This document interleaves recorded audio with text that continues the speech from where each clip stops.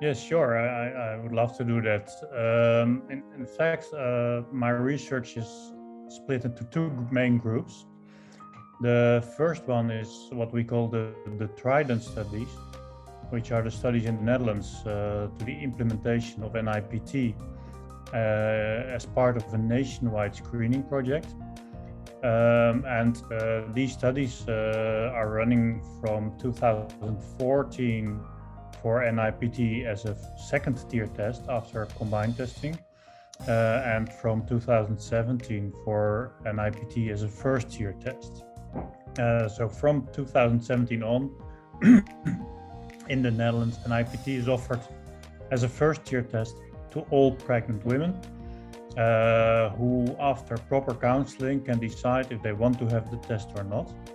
And they have to pay 175 euros if they want to have the test performed, which is comparable to what they pay for combined testing. And what we studied is how the test performed. So if it worked well in our hands. And well, the results of that was that it did, and we have a couple of main publications of that on that. We also studied because women were given the choice if they wanted to have results for trisomy 13, 18, or 21 only, or for the other autosomes. We do not test sex chromosomes in the Netherlands.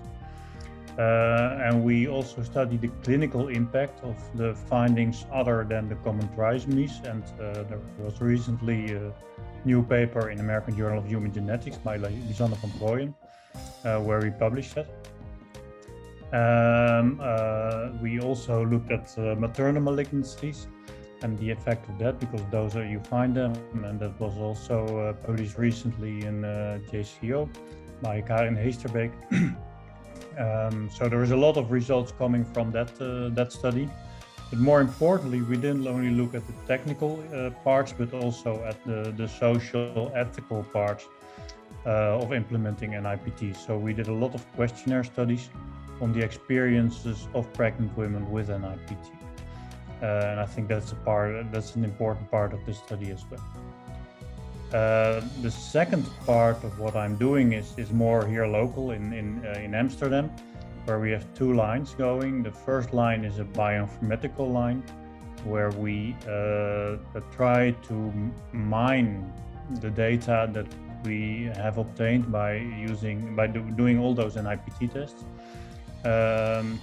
And there's a PhD student here, Jasper Lindhorst, who has done a lot of work with that. He has first focused on detecting the viral DNA from these data sets, and he's now also into in using it for GWAS studies, so genome-wide association studies. Well, those seem to be very promising, but of course we have to finish them, and we didn't write them up yet. So that is one part, and the other part is that we are trying to introduce new technologies for NIPT analysis. There's another PhD student, Kavish Kohabir, who is working on that, and he is trying to do NIPD or NIPT. You can try them both with CRISPR-based methods. So that's the last part of my research. Yeah, sure. That is an interesting field that has been rapidly evolving in the last couple of years since NIPT was offered. And what we see now is that in fact it depends very much on the country. So it differs really a lot per country. And roughly speaking, you can say that you have two main options. The one is countries offering a nationwide offer, such as my country, the Netherlands, but there are more. And there's also countries where there's no nationwide offer and it's more locally or commercially arranged. If you look at the nationwide offers, then again, you have two ways of doing it. As far as I know, there's currently two countries only that offer NIPT as a first-tier test in the nationwide screening. Those are Belgium and the Netherlands. And then there's many other countries that offer it as contingent testing after a combined test. And examples of those are Denmark and France, if I'm correctly, if I'm correct. And then, of course, you have many countries where there is no nationwide offer, like the US or like the UK. And I'm afraid that I'm not really well aware of the situation in Asia. But that is where it's more locally organized. And for instance, also in countries such as the US and maybe also as in China, there are also those large regions with their own rules, where it's also differently organized depending on the region in that country. So those are, in fact, all the different ways that it can be organized. And of course, I know most about my own country. So thank you.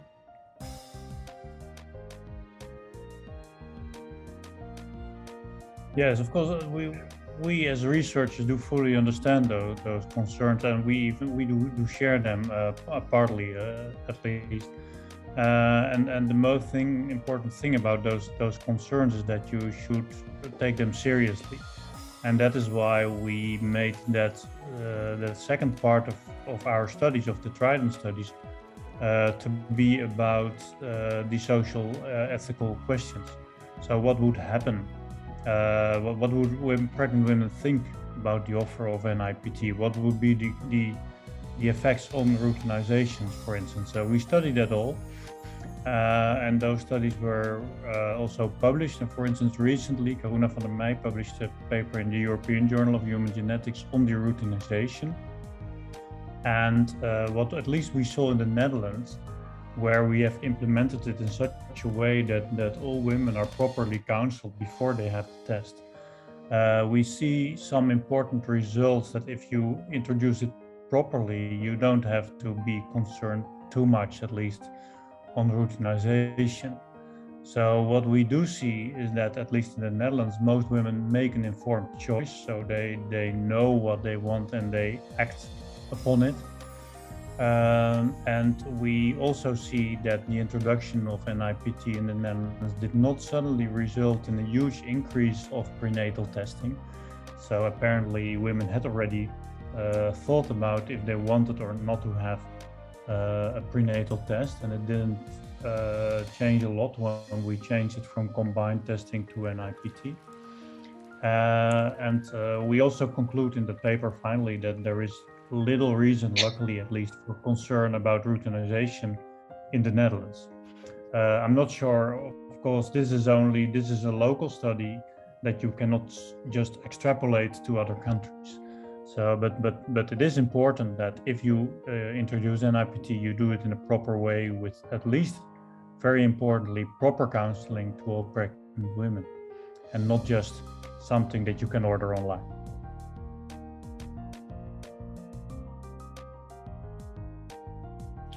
Yes, I can do that, at least from a researcher side. Of course, I'm not an ethicist. I like to make that clear. But of course, we had ethicists in our consortium, and of course, we had a lot of discussions with ethicists.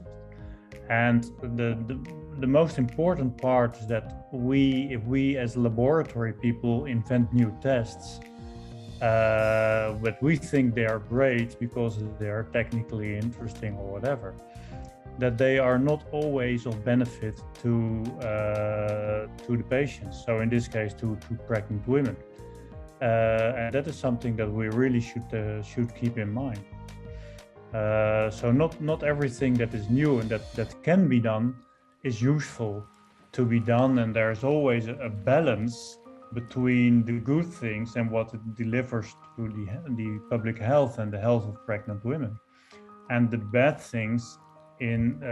For instance, if you add more tests to NIPT, you will have, by definition, more false positives, because every test brings a certain percentage of false positives. So if you have more tests, you will have more false positives. And false positives, of course, will always give more anxiety, more worries to pregnant women, because they think, oh, there is something wrong.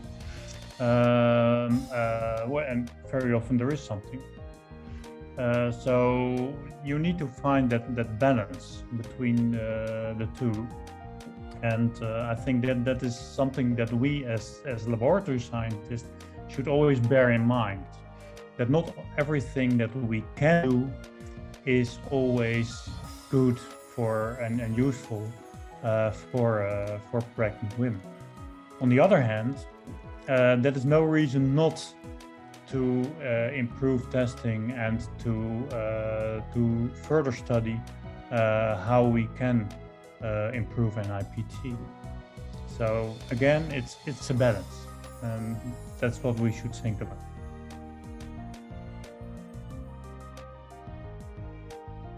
Yeah, that's a good question, and well, maybe I should start by paraphrasing Niels Bohr, who said that predicting is difficult, especially when it comes to the future. But I can at least express some thoughts on this. But of course, well, probably 75% of what I'm going to say now will not be true. I like to stress that in the first place. But what I expect, or maybe what I hope, I'm not sure. Currently NIPT is really focusing on diseases that we cannot treat, like Down syndrome or Edwards or Down syndrome. So the only two options that women have is either use it as a test and continue the pregnancy, and at least they know they can prepare themselves for living for a life with a child with for instance, Down syndrome, or to terminate the pregnancy. Those are the two options. It would be great. There are many diseases that can be treated during pregnancy, or at least can be treated to a certain extent during pregnancy. And examples of that are, for instance, the microbial infections. So viral infections, for instance, cytomegalovirus is a well-known one. That, well, if it might be treatable already, my guess is that it will be treatable in the near future if we put more emphasis on it. But also diseases like preeclampsia, where you have problem with the functioning of the placenta. If we can detect the women that are prone to developing preeclampsia really early in pregnancy, for instance at week 10 when an NIPT is performed, and we can treat them, well, even in simple ways, by giving them ASCA or whatever, I think that would result in huge benefits. So what I expect, and maybe also hope, is that we will add those kind of tests to NIPT. Maybe we shouldn't call it NIPT anymore in that case, but that is later concern. And that might even be more important than expanding the genetic reach of NIPT by adding microdeletions or other rare diseases. Of course, that is something that will happen also, but that will really result, as we see now, in more false positives. And all those false positives need follow-up by invasive testing. Whereas if you screen for viral DNA or for preeclampsia with relatively simple possible treatments, let's say in the future, that might be more useful. So my guess is that we will see both. We will see both that NIPT will go into detecting more and smaller and aberrations, but also into expanding into detecting more treatable disorders. And that is my guess, and my guess is also a little bit that the latter part might even become more important than the first part. But we will see in 10 years.